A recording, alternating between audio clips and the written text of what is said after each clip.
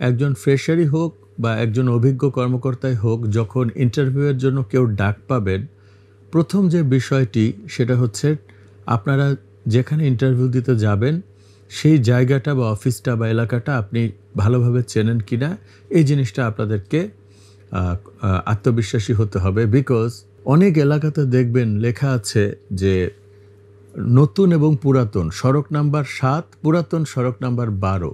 সেক্ষেত্রে কিন্তু কনফিউশন, এবং সেক্ষেত্রে দেখা যায় যে পৌঁছতে আপনাদের অনেক দেরি হয়ে যেতে পারে। সো এই দেরি হয়ে যাওয়াটা কিন্তু ইন্টারভিউ বোর্ডে আপনাদের ভাবমূর্তিটাকে অনেক নষ্ট করে, এবং চাকরি হওয়ার পসিবিলিটিটা কিন্তু অনেকখানি কমে যায়। কেননা চাকরিদাতা সবসময় ভাবেন যে আমরা বলেছি ওনাকে ১১টার সময় আসতে, উনি আসলেন 11:30টায়, তার মানে ওনার সিরিয়াসনেস নেই। আর বাংলাদেশের মতো একটা দেশ যেখানে রাস্তায় যানজট আমাদের জীবনেরই একটা অংশ বা নৈমিত্তিক একটা বিষয়ে পরিণত হয়েছে,